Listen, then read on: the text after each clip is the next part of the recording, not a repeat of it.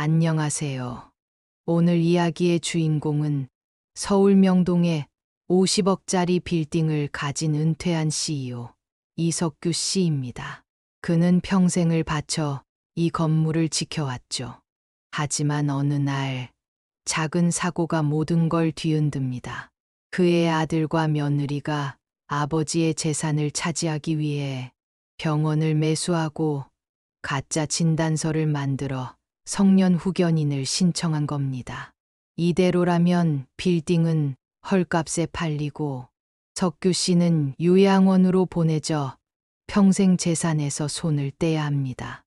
그런데 그는 이미 모든 걸 예견하고 놀라운 준비를 마쳐 놓았는데요. 과연 이석규 씨는 자신의 인생이 담긴 명동 빌딩을 지켜낼 수 있을까요? 그리고 이 가족은 다시 서로를 이해할 수 있을까요? 지금부터 숨막히는 가족의 대결과 뜻밖의 반전이 펼쳐집니다. 서울 한복판, 명동 거리는 이른 아침부터 사람들로 붐볐다. 관광객들이 가방을 끌고 지나가고 화려한 간판들이 천천히 불을 밝히기 시작했다. 이석규는 빌딩 5층에 있는 조그만 사무실 창가에 앉아 있었다. 은퇴한 지 벌써 10년째지만 그는 여전히 매일 이곳에 들러 커피를 내리고 임대 상황을 점검하고 세입자들과 안부를 나누었다. 석규는 한때 잘 나가던 건설회사 CEO였다. 평생 땀 흘려 모은 돈으로 명동 한복판에 상업 빌딩을 세웠고 그것은 그의 자부심이자 마지막 보루였다. 흰머리가 성성해졌지만 허리는 꼿꼿했다. 유리창 너머로 내려다본 명동 거리는 여전히 북적였고 그는 그 활기를 보며 오늘도 버틸 힘을 얻었다. 그의 휴대전화가 울렸다. 아들 재원의 이름이 떴다. 석규는 잠시 망설이다 전화를 받았다. 아들은 단도직입적으로 말했다. 아버지, 이번 달에도 공실이 생겼다면서요. 이럴 바엔 그냥 팔고 강남으로 내려오세요. 석규는 짧게 대답했다. 팔 생각은 없다. 여긴 내 손으로 지은 건물이야. 전화를 끊고 나니 마음이 허전해졌다. 재원은 언제나 재산 이야기를 꺼냈다. 그는 증권사에서 일하고 있지만 최근 투자 실패로 큰 손해를 봤다는 소문을 들었다. 며느리 혜림은 예술 쪽 일을 하며 늘 전시 기획, 갤러리 확장 이야기를 했다. 두 사람의 말은 달랐지만 방향은 같았다. 결국 아버지의 빌딩과 아파트였다. 석규는 아들의 말이 불현듯 떠올랐다. 이럴 바엔 팔고 강남으로 내려오세요. 그 말은 단순한 제안이 아니었다. 마치 이미 머릿속에서 계획을 세우고 있는 사람의 말투였다. 그날 오후 빌딩 경비 아저씨가 사무실로 올라왔다. 사장님, 오늘도 세입자들 다 돌고 오셨죠? 석규는 미소 지으며 대답했다. 응, 아직은 다 괜찮아. 걱정 마. 그러나 속으로는 불안했다. 매달 조금씩 공실이 생기고 있었고 주변 상권도 예전 같지 않았다. 세입자들이 빠져나가면 수익도 줄어들고 세금은 늘어난다. 그는 이곳을 지키고 싶었지만 혼자 버틸 수 있을지 확신이 서지 않았다. 밤이 되어 집으로 돌아가니 아들 부부가 와 있었다. 혜림이 다소곳한 표정으로 말했다. 아버님, 이번 주말에 같이 여행 다녀오실래요? 근교로라도. 석규는 고개를 끄덕였다. 여행 제안은 오랜만이었다. 하지만 재원의 눈빛은 묘했다. 무언가를 숨기고 있는 듯했다. 식탁에 앉아 저녁을 먹는 동안 재원은 또다시 빌딩 이야기를 꺼냈다. 아버지, 솔직히 이제 관리하기 힘드시잖아요. 세금도 많이 내야 하고 아파트도 팔아서 전세로 옮기시면 훨씬 편해지죠. 석규는 젓가락을 내려놓았다. 그만하자. 이 얘기 오늘은 듣고 싶지 않다. 집안에 정적이 흘렀다. 혜림이 분위기를 바꿔보려 웃었지만 어색했다. 석규는 그날 밤 늦게까지 잠을 이루지 못했다. 아들의 말이 자꾸 떠올랐다. 팔고 강남으로 내려오세요. 편해지죠. 그 편함의 대가가 무엇일지 그는 알고 있었다. 자신이 평생 지켜온 것들을 내놓는 일. 그게 바로 대가였다. 새벽녘 그는 책상 서랍을 열어 오래된 봉투 하나를 꺼냈다. 그 안에는 몇 년 전 변호사와 함께 작성한 신탁 계약서가 들어 있었다. 명동 빌딩의 소유권을 불가침 신탁으로 옮겨두고 특정 상황이 되면 관리인에게 권한이 넘어가도록 해둔 문서였다. 그는 그것을 조심스럽게 만지며 중얼거렸다. 혹시 모를 날이 올지도 모르지. 밖에서는 여명이 밝아오고 있었다. 이석규는 느릿하게 창문을 열었다. 바람이 차갑게 불었다. 오늘도 빌딩으로 나가야 했다. 그러나 마음 한켠에 서늘한 기운이 감돌았다. 어쩌면 그날이 곧 올지도 모른다는 예감이 그를 사로잡았다. 주말 아침 하늘은 맑았지만 석규의 마음은 묘하게 불안했다. 아들 부부가 계획한 근교 여행 날이었다. 그는 무거운 마음으로 현관문을 나섰다. 혜림은 환하게 웃으며 차 문을 열어주었고 재원은 무표정하게 내비게이션을 확인했다. 차 안에는 묘한 긴장감이 감돌았다. 차는 서울 외곽의 작은 펜션으로 향했다. 혜림은 음악을 틀며 분위기를 풀려고 했다. 아버님, 여기 공기 정말 좋다니까요. 한번 가보시면 좋아하실 거예요. 석규는 짧게 대답했다. 그래, 가보자꾸나. 펜션에 도착하자 혜림이 먼저 짐을 내려놓고 차에서 내렸다. 재원은 펜션 주인과 대화를 나누며 예약을 확인했다. 석규는 차에서 천천히 내리다 계단을 오르던 중 발이 헛디뎌 몸이 앞으로 쏠렸다. 순간적으로 손잡이를 잡으려 했지만 손끝이 허공을 긁었다. 쿵 하는 둔탁한 소리가 울렸다.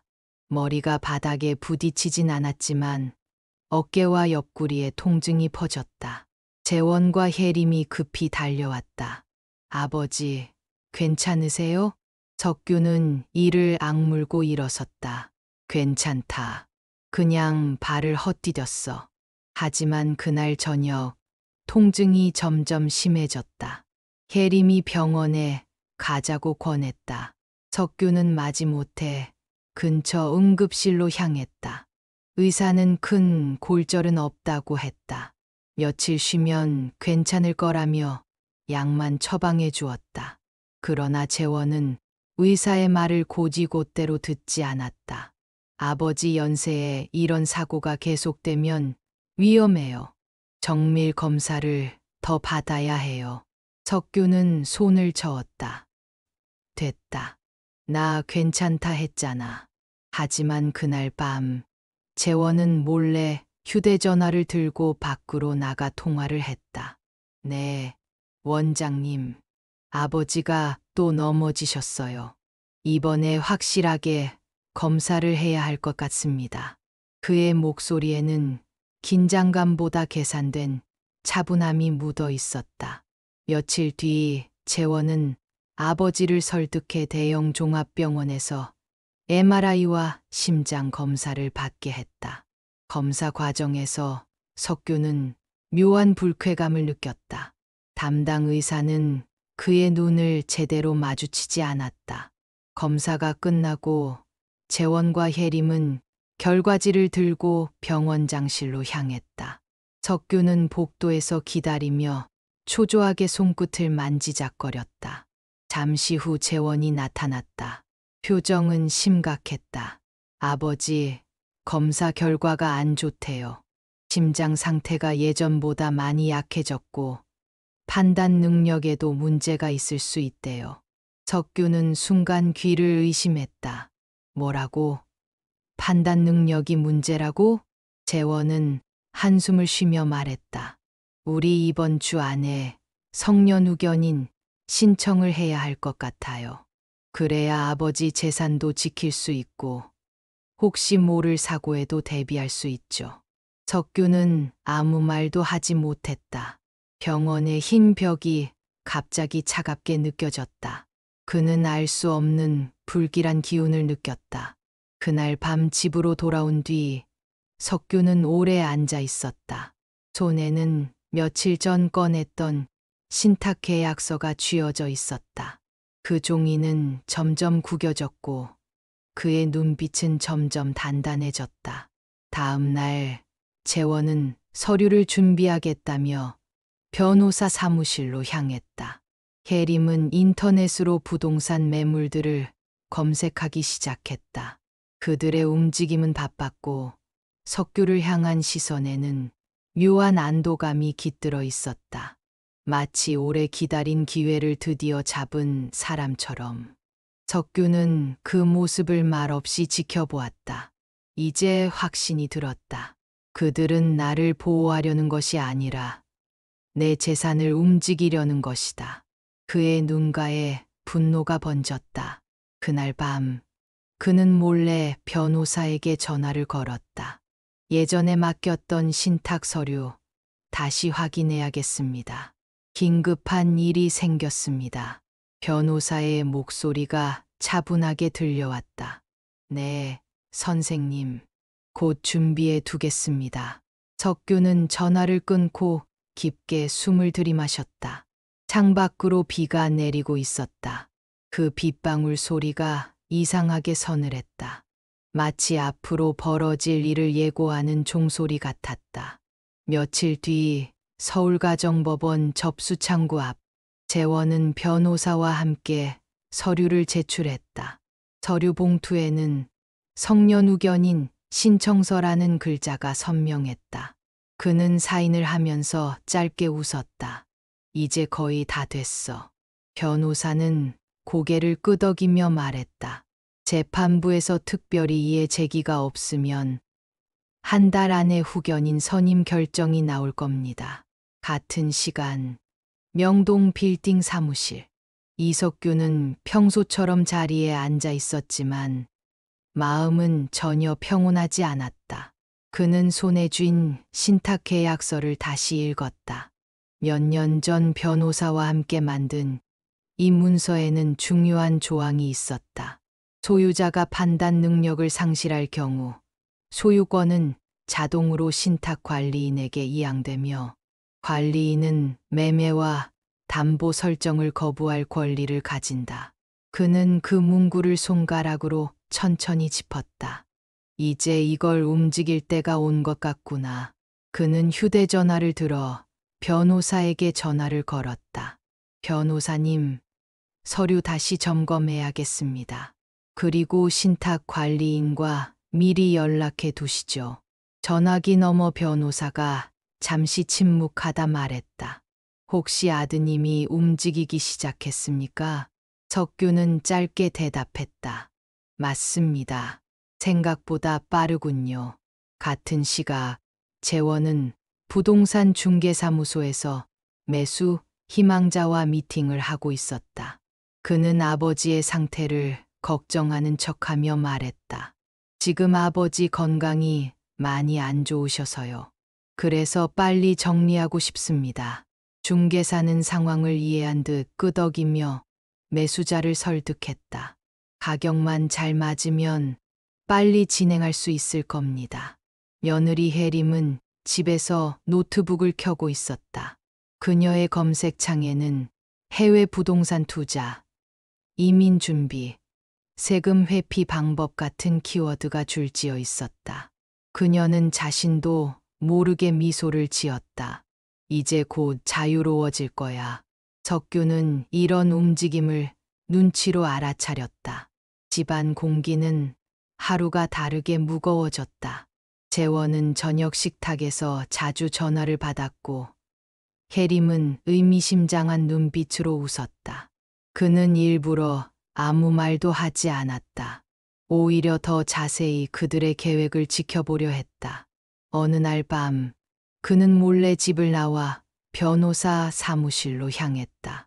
변호사는 그를 맞이하며 두툼한 파일을 내밀었다. 선생님, 신탁 계약은 여전히 유효합니다. 아드님이 매매 계약을 체결하더라도 잔금일 전에 관리인이 개입하면 무효화할 수 있습니다. 다만 증거가 필요합니다. 아드님이 선생님의 판단 능력이 상실되었다는 주장을 했다는 증거 말입니다. 석규는 고개를 끄덕였다. 그 증거 제가 직접 가져오겠습니다.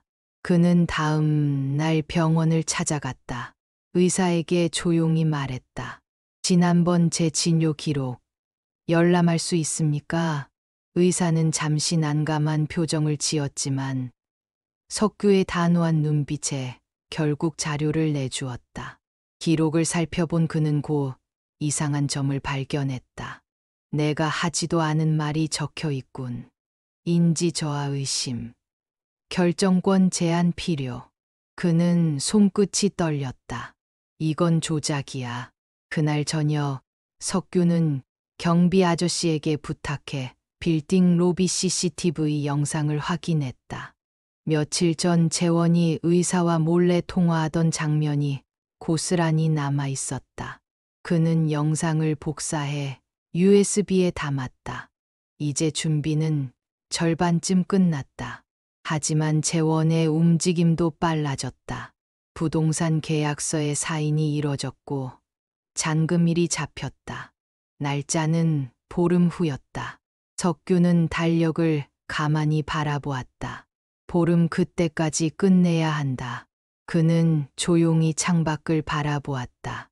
명동거리에 불이 하나둘 켜지고 있었다. 그 불빛이 마치 전쟁터의 횃불처럼 보였다. 석규는 속으로 다짐했다. 이번엔 절대 빼앗기지 않는다. 내가 먼저 움직인다. 계약 잔금일이 보름 앞으로 다가왔다. 재원은 변호사와 매수인, 중개사와 함께 계약 진행 상황을 점검했고 그 과정에서 아버지의 판단 능력 상실 진단서를 다시 제출했다. 법원은 임시로 재원을 후견인으로 지정했고 그의 손에 아버지 재산에 대한 관리 권한이 넘어갔다. 이 소식은 석규에게 청천벽력 같았다. 그날 저녁 재원은 집으로 돌아와 아버지에게 담담히 말했다. 아버지, 이제 아버지 건강이 걱정돼서라도 저희가 결정권을 가져야 할 것 같아요. 다음 주에 요양원 들어가셔야 합니다. 석규는 그의 얼굴을 똑바로 바라보았다. 내가 아직 내 발로 걸어 다니는데 요양원이라니. 재원은 목소리를 낮췄다. 아버지, 이번 기회에 정리하고 편히 쉬세요. 빌딩은 저희가 알아서 할게요.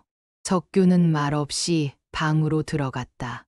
책상 위에 놓인 신탁 계약서와 병원 기록 복사본, CCTV 영상 USB를 다시 꺼냈다. 이제 시간 싸움이다. 다음 날 그는 몰래 변호사 사무실을 찾아갔다. 변호사는 긴장된 얼굴로 말했다. 선생님, 법원이 임시로 후견인 지위를 인정한 건 위험 신호입니다. 하지만 아직 잔금일이 남아 있으니 그 전에 증거를 제출하면 뒤집을 수 있습니다. 석규는 고개를 끄덕이며 USB와 병원 기록 사본을 내밀었다. 이걸 증거로 제출하세요. 진료 기록이 조작됐고 아들이 의사와 모의했다는 장면이 CCTV에 있습니다. 변호사는 눈을 크게 뜨며 말했다. 이 정도면 충분히 반전 가능합니다. 다만 법원에 긴급 신청을 넣어야 합니다. 그날 밤 재원은 요양원 계약서를 들고 집으로 돌아왔다. 아버지, 이번 주말에 모시고 갈 겁니다. 방도 이미 잡아놨습니다. 해림은 억지로 미소 지으며 말했다. 아버님, 거기 정말 좋아요. 시설도 최고고 간호사도 친절해요. 석규는 아무 대답도 하지 않았다. 대신 그날 밤 몰래 가방 하나를 싸고 현금을 챙겼다. 그리고 새벽녘 아무도 모르게 집을 나섰다. 그는 택시를 타고 명동 빌딩으로 향했다. 그곳은 여전히 그에게 힘을 주는 곳이었다. 빌딩 로비에 앉아 있자니 세월이 주는 피로감보다 분노가 더 크게 밀려왔다. 내가 세운 건물을 내 아들이 팔아넘기려 해. 그날 오전 그는 변호사와 신탁관리인을 직접 만났다. 신탁관리인은 굳은 표정으로 고개를 끄덕였다. 선생님, 안심하세요. 매매 계약이 잔금일에 효력을 갖기 전에 저희가 법원에 개입하면 모든 권한은 제게 넘어옵니다. 석규는 깊게 숨을 들이마셨다. 그때까지만 버티면 되는 거죠. 하지만 재원의 움직임도 빨라졌다. 그날 오후 낯선 요양원 차량이 빌딩 앞에 도착했다. 요양원 직원 2명과 재원이 나타났다. 아버지, 이제 가시죠. 이렇게 길거리에서 버티시면 안 됩니다. 석규는 눈빛을 번뜩이며 말했다. 나는 내 집에 있을 거다. 어디도 가지 않는다. 순간 공기가 얼어붙었다. 직원들이 조심스레 석규의 팔을 붙잡았다. 석규는 저항했고 그 소동에 경비 아저씨가 달려왔다. 사장님, 괜찮으세요? 석규는 숨을 몰아쉬며 말했다. 괜찮아요. 저 사람들 다 쫓아내세요. 재원은 난처한 표정으로 한 발 물러섰다. 하지만 그의 눈빛은 단단했다. 아버지, 잔금일 전까지만 기다리세요. 그때 모든 게 끝나니까. 석규는 그 말을 곱씹었다. 그때 모든 게 끝난다. 그 말은 오히려 그에게 확신을 주었다. 그래, 그날 전에 내가 먼저 끝내야 한다. 그는 변호사에게 전화를 걸었다. 긴급 신청 바로 넣으세요. 이번 주 안에 결정 나야 합니다. 변호사는 대답했다. 알겠습니다. 최대한 서두르겠습니다. 석규는 창문 너머로 명동 거리를 내려다보았다. 사람들은 아무 일도 없다는 듯 웃고 걸었지만 그의 눈에는 전쟁터처럼 보였다. 그리고 마음속으로 중얼거렸다. 내가 내 건물을 지킬 거다. 어떤 대가를 치르더라도. 석규는 그날 이후 1시도 편히 눈을 붙이지 못했다. 밤마다 창문 밖 명동 거리를 바라보며 생각했다. 이 건물만은 지켜야 한다. 재원이 아무리 내 아들이어도 이건 내 인생 그 자체다. 변호사에게서 연락이 왔다. 선생님, 긴급 신청은 접수했습니다. 하지만 법원에서 결정이 내려지기까지 사흘은 걸립니다. 그 사이에 매매 계약이 완료되면 모든 게 무의미해집니다. 석규는 주먹을 움켜쥐었다. 사흘. 단 사흘만 버티면 된다. 하지만 재원은 그보다 빠르게 움직였다. 그날 오후 그는 또다시 빌딩 앞에 나타났다. 아버지, 이제 그만 고집 부리세요. 계약은 이미 진행됐습니다. 잔금만 치르면 끝이에요. 석규는 차가운 눈빛으로 그를 바라보았다. 끝나긴 아직 멀었다. 혜림이 한 발 나서며 부드럽게 말했다. 아버님, 우리도 힘들어요. 이 건물만 팔면 모든 게 편해집니다. 석규는 그 말에 가슴 깊은 곳이 뜨겁게 달아올랐다. 편하자고 내 인생을 팔아넘기겠다고? 그날 밤 그는 병원 내부 제보자를 찾기 위해 오래된 인맥을 뒤졌다. 예전에 병원에서 일했던 간호사와 통화가 연결됐다. 그 여자는 주저하다가 말했다.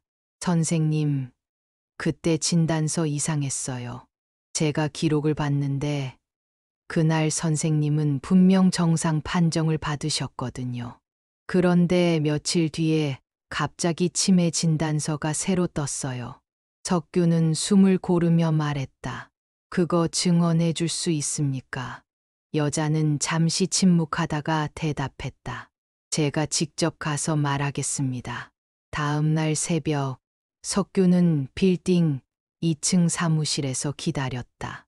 그리고 해가 떠오를 무렵 간호사가 도착했다.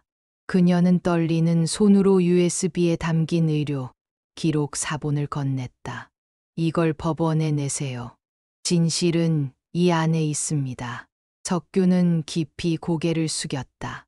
하지만 그 순간 아래층에서 재원의 목소리가 들려왔다. 아버지, 여기 계신 거 알아요. 더 도망치지 마세요. 석규는 가슴이 철렁 내려앉았다. 그는 급히 간호사를 숨기고 계단 위에 섰다. 재원이 올라왔다. 그의 뒤에는 요양원 직원 둘과 변호사까지 있었다. 아버지, 이제 끝내야 합니다. 이러다 더 큰일 납니다.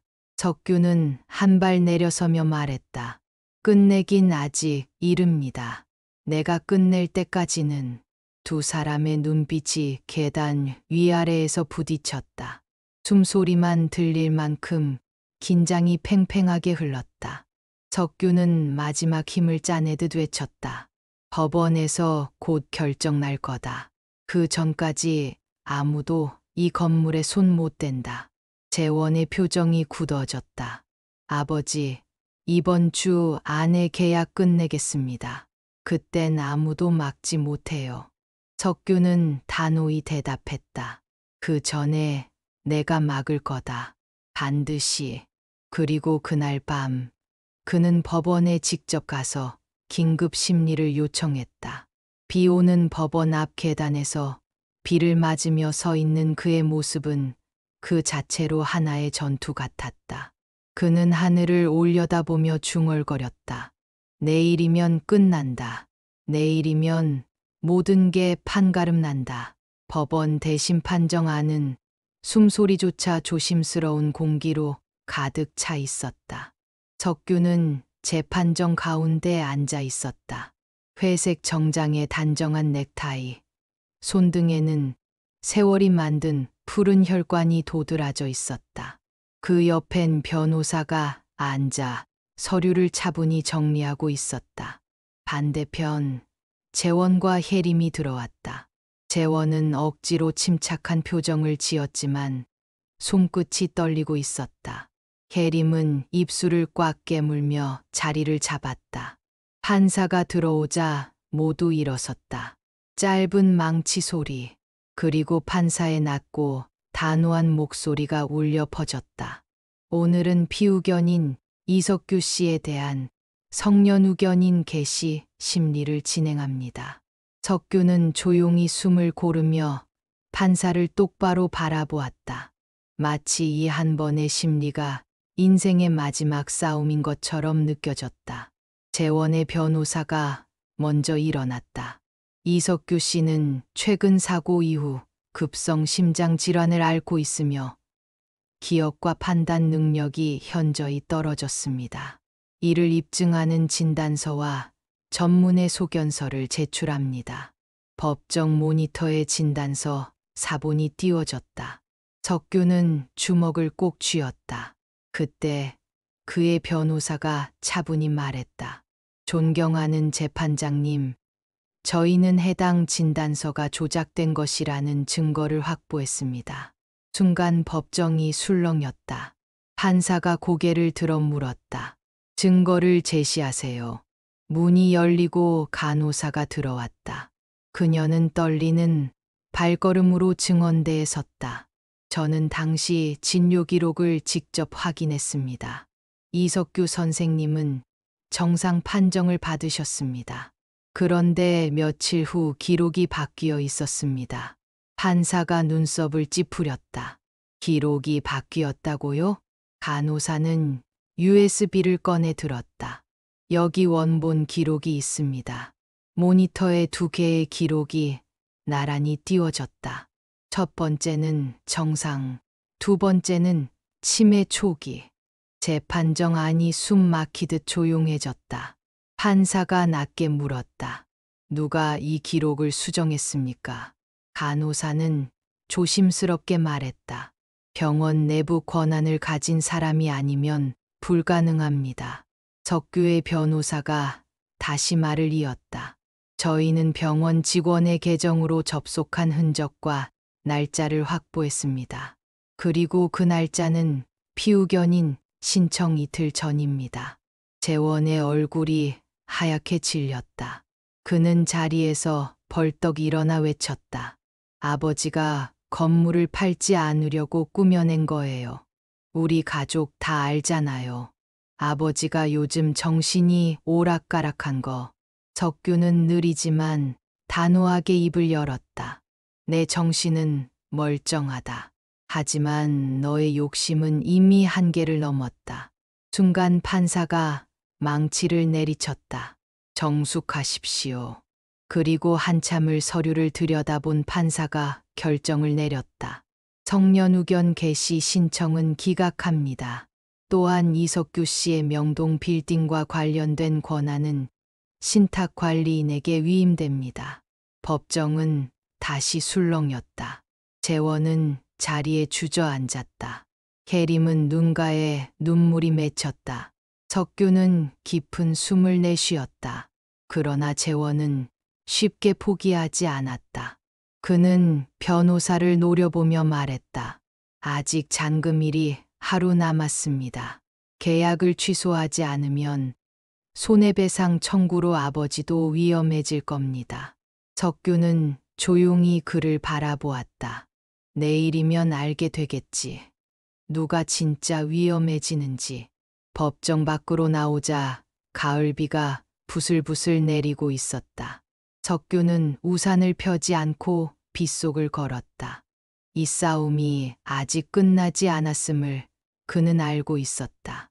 계속되는 가을비가 밤새 창문을 두드렸다. 석규는 명동 빌딩 5층 작은 사무실에서 홀로 앉아 있었다. 주머니 속 신탁 문서를 다시 꺼내 읽었다. 잉크 냄새가 아직도 남아있는 계약서. 거기에 적힌 불가침이라는 단어가 오늘따라 유난히 선명해 보였다. 그는 창밖을 바라보았다.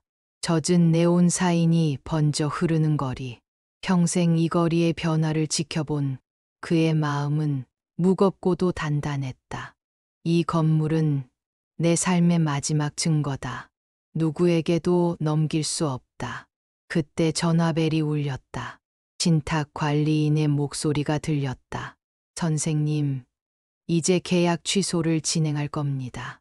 아침 일찍 매수자 측에 공문을 보내고 법원 결정문을 첨부하겠습니다. 석규는 짧게 대답했다. 부탁드립니다. 그러나 그는 알았다.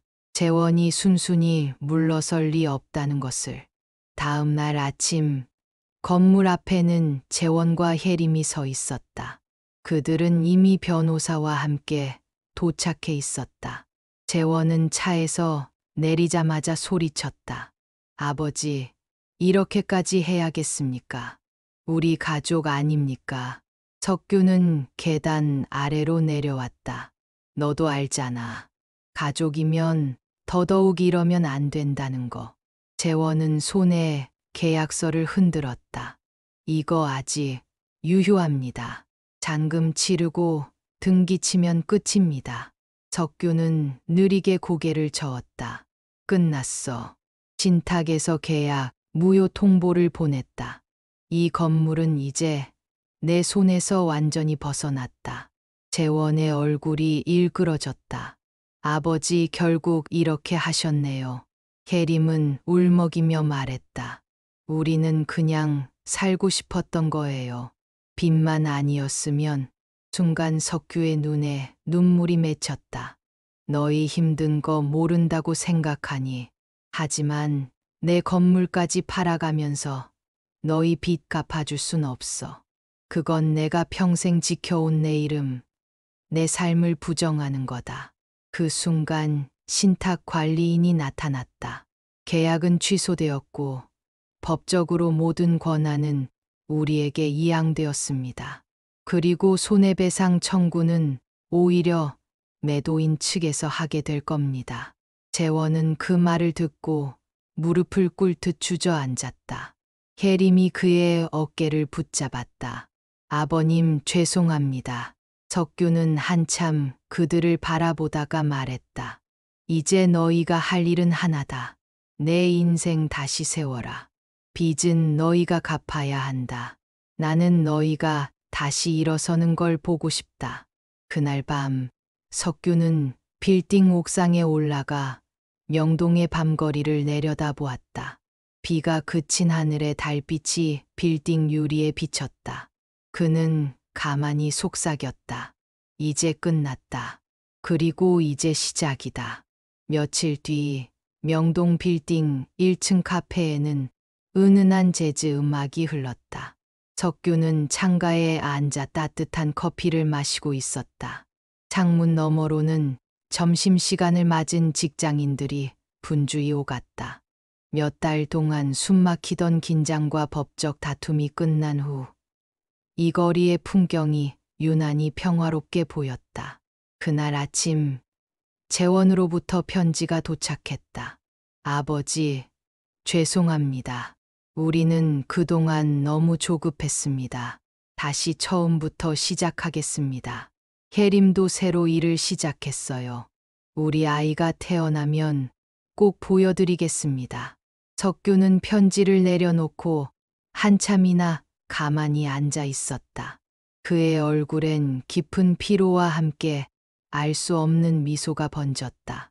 카페 문이 열리고 건물 관리인이 들어왔다. 선생님, 새 세입자 들어오기로 했습니다. 요즘 뜨는 스타트업이라는데 젊은 친구들이 열정이 대단합니다. 석규는 고개를 끄덕였다. 그래, 이 건물에도 새 바람이 불어야지. 그는 천천히 빌딩 복도를 걸었다. 빈 사무실마다 창문을 열어 바람을 들였다. 차가운 가을 공기가 실내로 들어오며 먼지가 가볍게 날렸다. 그 순간 석규는 눈을 감고 오랜 시간을 회상했다. 젊은 시절 건물을 세우던 날, 아내와 함께 첫 임대 계약을 맺던 날, 그리고 오늘 그 모든 순간이 하나로 이어져 있었다. 옥상으로 올라간 그는 난간에 기대어 섰다. 저 멀리 남산타워가 보였다. 하늘은 맑았고 노을빛이 건물 유리에 반사되어 은빛으로 빛났다. 석규는 낮게 중얼거렸다. 여보, 나 이제 이 건물 잘 지켰어. 당신도 보고 있겠지. 그의 눈에 눈물이 맺혔지만 이번엔 슬픔이 아니었다. 그는 천천히 웃음을 지었다. 모든 것이 제자리로 돌아가고 있었다. 계단을 내려오다 문득 발걸음을 멈췄다. 복도 끝에 서 있는 재원과 혜림이 보였다. 그들은 조심스럽게 다가왔다. 아버지, 석규는 그들을 한참 바라보다가 말했다. 들어와라. 우리 밥 먹으면서 이야기하자. 셋은 빌딩 1층 작은 식당에 앉았다. 어색한 침묵이 흐르다가 재원이 먼저 입을 열었다. 아버지, 저희가 다시 시작할 수 있도록 도와주실 수 있나요? 석규는 잠시 생각하다가 말했다. 도와주지. 하지만 이번엔 건물 말고 내 힘으로 해라. 내가 곁에서 지켜봐 줄 테니. 그 말에 재원은 고개를 끄덕이며 눈시울을 붉혔다. 혜림도 조용히 눈물을 훔쳤다. 밖에서는 명동거리가 점점 붉은 노을빛에 물들고 있었다. 석규는 그 풍경을 바라보며 마음속으로 다시 다짐했다. 이 건물은 이제 단순한 재산이 아니다. 우리 가족이 다시 살아갈 이유이고 이름이고 미래다. 그리고 그는 느리지만 단단한 걸음으로 복도를 걸어 올라갔다. 명동 빌딩의 불이 하나 둘 켜지며 마치 오랜 시간 잠들어 있던 무대가 다시 살아나는 듯했다. 석규는 마지막으로 빌딩을 돌아보며 미소 지었다. 이제 새로운 시대가 시작된다. 결국 이석규 씨는 명동 빌딩을 지켜냈습니다. 그리고 아들 부부와도 조금씩 화해를 시작했죠. 건물은 여전히 그 자리에 서 있고, 이제 그곳은 단순한 재산이 아니라 가족이 다시 살아갈 이유가 되었습니다. 이 이야기가 여러분께 어떤 생각을 남겼나요? 재산과 가족, 그 사이에서 우리는 어떤 선택을 해야 할까요? 영상이 마음에 드셨다면 좋아요와 구독, 알림 설정으로 앞으로도 이런 실화 드라마를 함께 해주세요. 그리고 여러분이라면 석규 씨처럼 이 건물을 지켰을까요? 아니면 가족을 위해 포기했을까요? 댓글로 여러분의 생각을 남겨주세요. 감사합니다.